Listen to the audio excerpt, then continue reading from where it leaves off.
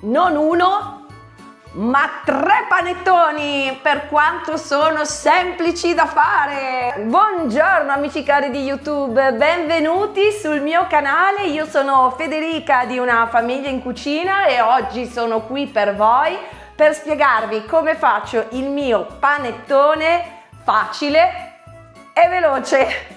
Sì, avete capito bene, è un panettone facile e veloce, si prepara in giornata. Il mio ci ha messo circa 4 ore a lievitare, 45 minuti di cottura e avrete un panettone da favola. Io qui l'ho farcito con gocce di cioccolato, vi darò anche la ricetta di come farlo con l'uvetta mandorlato, però prima di iniziare vi chiedo di aiutarmi e sostenermi. Iscrivetevi al mio canale, mettete un like e attivate la campanellina per ricevere le notifiche ogni volta che pubblico, perché io riesco a stare qui su questa piattaforma grazie a voi e grazie al vostro sostegno. Quindi ora diamo la sigla!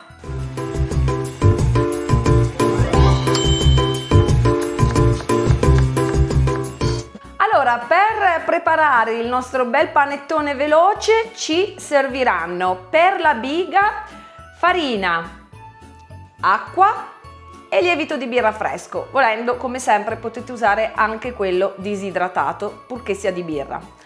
Per poi l'impasto e unico impasto successivo avremo bisogno di farina, acqua, zucchero, burro, 4 tuorli, pizzico di sale e per gli aromi miele, scorze di 2 arance, scorza di limone, bacca di vaniglia, se non l'avete va bene anche l'estratto, e gocce di cioccolato. Se preferite potete usare l'uvetta o canditi. Allora, come vi ho detto, è un panettone veloce, però essendo comunque un gran lievitato con tanti grassi ha bisogno di una spinta e quindi proprio per questo andiamo a preparare la biga che aiuta, no? È un power in più.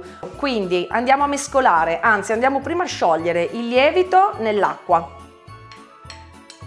L'acqua tiepida, mi raccomando non deve essere troppo bollente, altrimenti blocca la funzione lievitante e poi non vi lievita più. E vado a mescolare farina e l'acqua con il lievito, così. Do una mescolata veloce con il cucchiaio. Adesso andiamo a coprire la nostra biga con pellicola e la lascio lievitare lontano da correnti d'aria. Io lo metto direttamente in forno spento per un'oretta. Allora, mentre la nostra biga lievita, andiamo a preparare subito il mix di aromi. Se usate l'uvetta al posto delle gocce di cioccolato, ricordatevi di metterla in ammollo già adesso, ok? Andiamo a preparare il mix di aromi e quindi andiamo a utilizzare scorza di limone.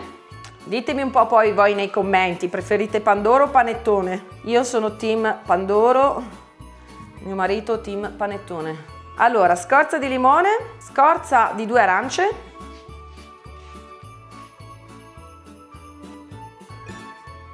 e adesso vado a versare il miele. Io ho usato un miele d'acacia, c'è un profumo pazzesco. Ok, il nostro mix aromi per panettone è fatto, adesso lo lasciamo riposare e aspettiamo che la biga finisca di lievitare. Ed eccoci cari amici, è passata un'ora, ecco come si presenta la nostra biga, vedete? E adesso iniziamo a preparare finalmente il nostro panettone. Prima di iniziare andiamo a separare i tuorli dagli albumi. In descrizione come sempre vi lascio qualche idea di ricetta per riciclare gli albumi che non vanno mai buttati. In cucina non si butta via niente. Se non avete proprio voglia di cucinare niente, vi fate una frittata di albumi. Ok, diamo giusto una rapida mescolata. Adesso andiamo a versare la nostra biga nella ciotola. Allora, se avete la planetaria ovviamente usatela, perché vi risparmierà un sacco di fatica e di energia, perché è un impasto lungo, ok? Devono essere assorbiti tanti grassi e quindi ci si metterà un po'. Mi chiedete sempre se si può fare anche a mano. Sì, con tanto olio di gomito, quindi se avete la planetaria tanto meglio. Versiamo la biga in ciotola. Adesso vado a versare la farina, che è la stessa che ho usato anche per la biga. Mi raccomando, si tratta di un lievitato forte, lungo, quindi abbiamo bisogno di una farina forte con una W di 4,60, ok? Se non trovate indicato l'indice di forza, guardate le proteine, devono averne almeno 15, ok? 15 grammi di proteine, c'è scritto sulla confezione. Vado a versare il mio mix di aromi, l'acqua e inizio ad impastare. Io adesso uso il gancio a uncino, volendo potete all'inizio usare il gancio a foglia, ok? Per amalgamare meglio gli ingredienti. Io oggi utilizzo direttamente il gancio a uncino. Sempre usare la planetaria a bassa velocità in modo che l'impasto non si surriscaldi, e adesso lo lasciamo andare per 2-3 minuti. Dopo circa 3 minuti vado a versare metà dei tuorli e metà dello zucchero, e prima di inserire l'altra metà di tuorli e l'altra metà di zucchero aspetto che tutti questi ingredienti vengano ben assorbiti, ok? Sempre a bassa velocità. Adesso sono a velocità 1, aumentiamo leggermente e lasciamo andare. Vedete che da quando abbiamo iniziato a lavorare con la planetaria sono passati circa 8 minuti e l'impasto si è già formato, quindi le pareti della ciotola sono pulite. Possiamo andare ad aggiungere la restante parte di ingredienti, quindi zucchero e tuorli.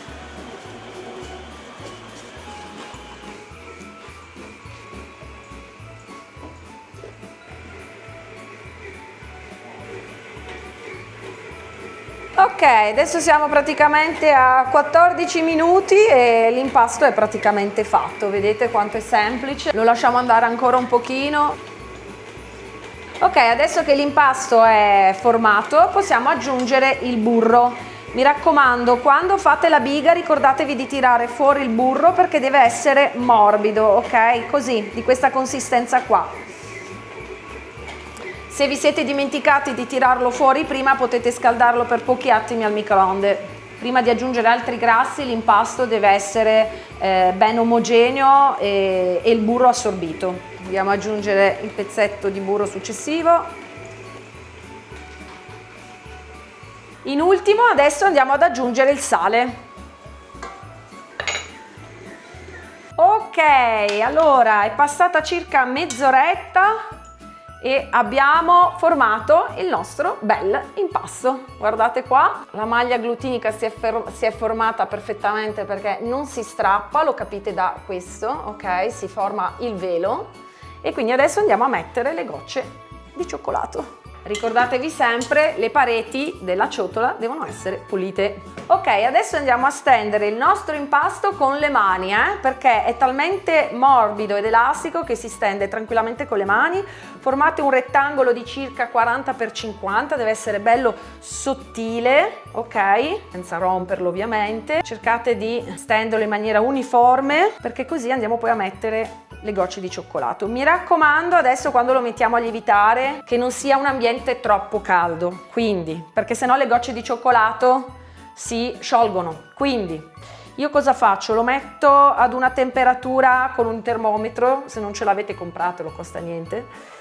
Non deve superare i 26-28 gradi e cerco di monitorarlo un po', magari mettendo una ciotola di acqua bollente. Vedete come si è steso facile? Ok, adesso andiamo a versare metà delle nostre gocce di cioccolato su tutta la superficie.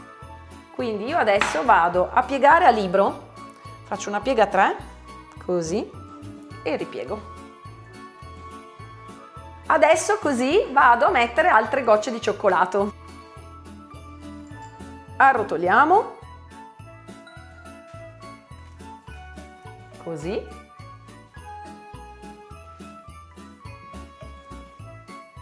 i lembi sempre sotto, mi raccomando. Adesso andiamo a mettere l'impasto direttamente a lievitare nello stampo. Io ho usato uno stampo da 1 chilo, questi stampi sono di carta, li potete tranquillamente trovare su Amazon. Adesso lo mettiamo a lievitare, come vi ho detto prima io lo metto a lievitare in forno spento, cerco di monitorare la temperatura con un termometro, non superate mai i 26-28 gradi anche perché si sciolgono le gocce di cioccolato. E il tempo è una grandissima variabile, nel senso che in base al caldo di casa vostra, la temperatura ci si può mettere dalle 5 alle 8 ore, ok? Vi consiglio, quando andrete ad acquistare lo stampo di carta, di prendere anche gli spilloni. Vi lascio ovviamente il link anche di questo su Amazon in descrizione. E dopo 4 ore di lievitazione, ecco come si presenta il mio panettone. Quando arriva a 2 cm dal bordo è pronto per essere infornato. Prima però lasciatelo mezz'ora fuori all'aria a seccare, in modo tale da poter fare il taglio in superficie senza problemi. Ho fatto un taglio a croce semplice, se volete però vi lascio in descrizione il link per fare la scarpatura del panettone. Qualche pezzetto di burro in superficie, infornate in forno statico nella parte bassa a 170 gradi per 45 minuti. Sono talmente semplici, talmente facili che infatti sono riuscita a fare 3 panettoni in una giornata. Allora, perché li ho fatti raffreddare poi con gli spilloni? Lo troverete il link su Amazon in descrizione, perché una volta sfornati devono raffreddare a testa in giù, altrimenti la cupola si affloscia, ok, durante il raffreddamento e tenderà ad abbassarsi. Quindi bisogna infilzarli con gli spilloni, capovolgerli. Io ho usato le 2 ciotole della planetaria, voi potete usare altre 2 tipi di ciotole che siano della stessa altezza, o 2 sedie anche ho visto, insomma trovate un sostegno che vi aiuti a fare questo. Visto che io ho solo uno spillone, avendone fatti 3 li ho lasciati raffreddare mi pare un paio d'ore, se volete anche tutta la notte va bene, e poi vanno mantenuti, questo è il quarto, e poi vanno mantenuti dentro i sacchetti alimentari. Anche di questi vi lascio il link in descrizione su Amazon, e che quindi li potete usare sia per conservarli anche per regalarli. Bene amici, direi che adesso siamo pronti al taglio finalmente. Prima però vi ricordo, se non l'avete ancora fatto, di iscrivervi al mio canale, mettere il like al video, lasciare un commento se vi va, ditemi insomma cosa ne pensate, se avete dei consigli da darmi o se avete delle domande, io vi leggerò molto volentieri, e attivate la campanellina con le notifiche, così rimarrete sempre aggiornati ogni volta che uscirà un mio video. Adesso bando alle ciance, tagliamo!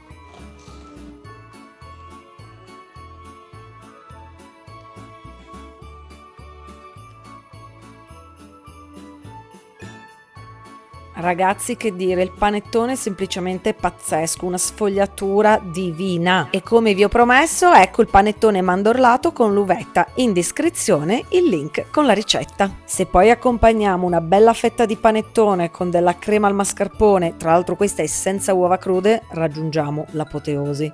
Cari ragazzi, io vi saluto e vi auguro buone feste.